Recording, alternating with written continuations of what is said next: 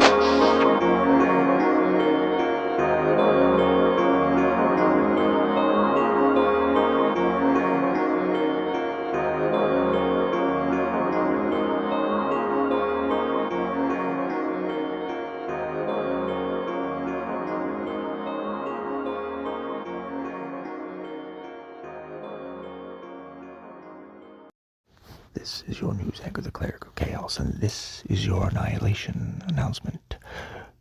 Moments become memories, and those memories become erased portions of our mind. We compartmentalize and we go through so much every day while being so overwhelmed and being over-encumbered with the very burdens that this basic existence provides us, regardless of our financial and social classes. Problems, societal unrest are at an all-time high.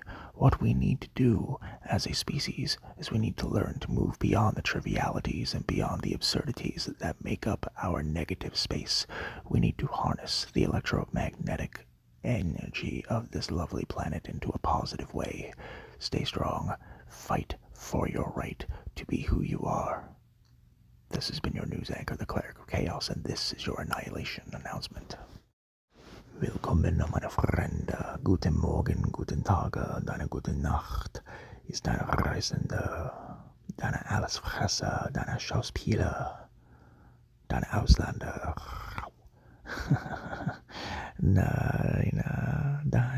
Deine Allesfresser, deine Freunde, deine Cleric of Chaos. Bist du traurig, meine Freunde? Komm mit mir. Today, dear listeners, we visit Byberry, Pennsylvania, and we take a trip to the Byberry Mental Asylum. The Byberry Mental Asylum, or the Byberry Mental Hospital, was opened in Pennsylvania in 1907 and functioned between the years of 1907 and 1987. Between the years of 1907 and 1934, patients were routinely subjected to experimental treatments, including but not limited to locking them in cages, keeping them outside in weather that is harsher than the opinion your stepmother or your father-in-law has about your taste in music, Absolutely not. This was a facility that people of Byberry, Pennsylvania were sent to and or chose to go to heal their mental maladies, to deal with their substance abuse, and to potentially heal their addictions.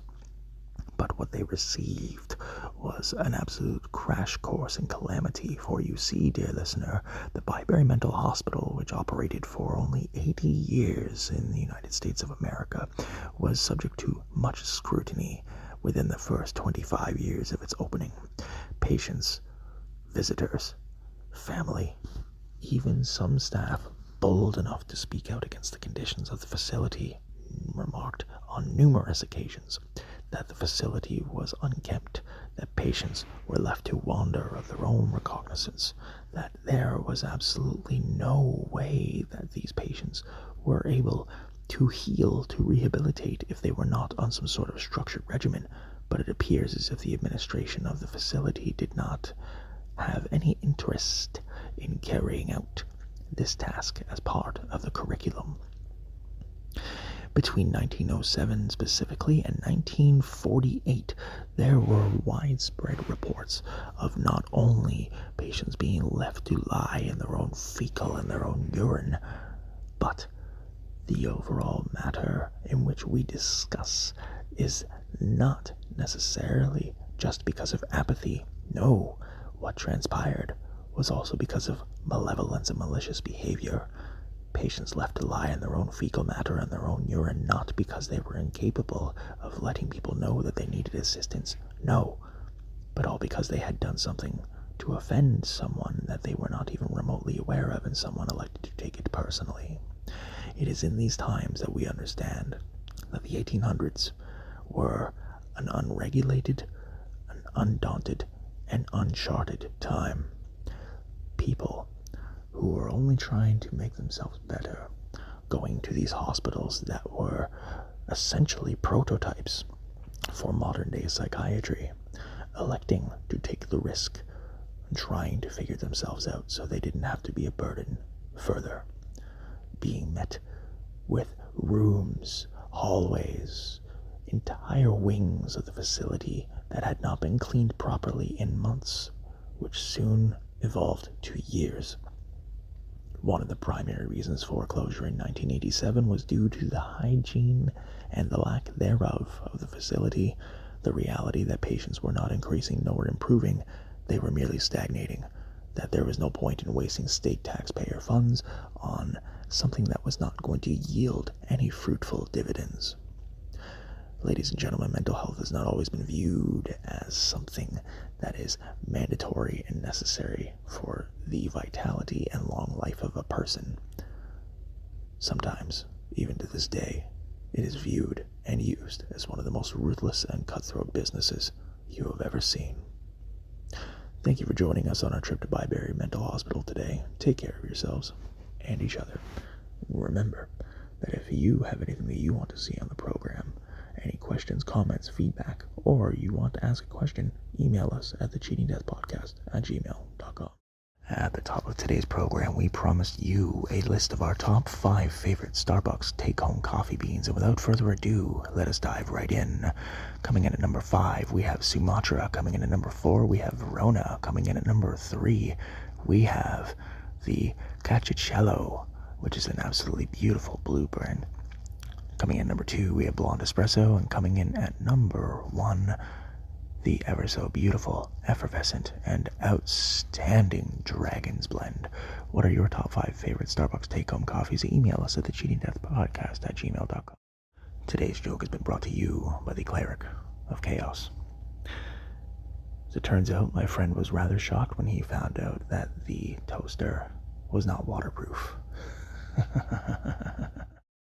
The haunting aspects of the Byberry Hospital in Pennsylvania are absolutely horrific and tragic, only to understand that each human being that passed through those walls had absolutely zero idea what they were in store for. Dear listeners, we are in a year, a time, an era where psychiatric assistance is still very arduous to acquire, but at least we aren't getting holes drilled in our brains and shoved into tanks of water for insurmountable periods of time. regardless of how you feel about who you are as a person, remember that you are beautiful and you fought to wake up today.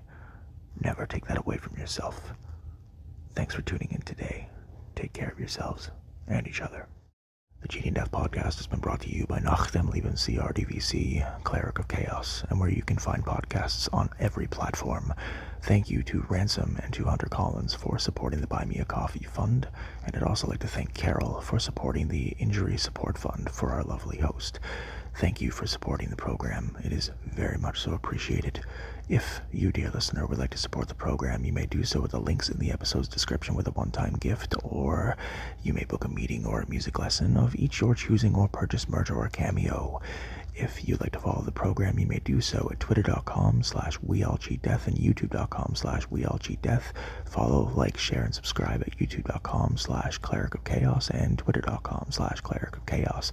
And feel free to follow all of our friends of the program and the links in the episode's description as well.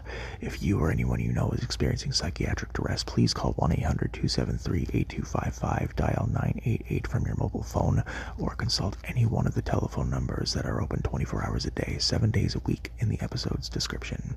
If you are looking at adopting a playful puppy or a cute kitten, please visit your local animal adoption rescue center.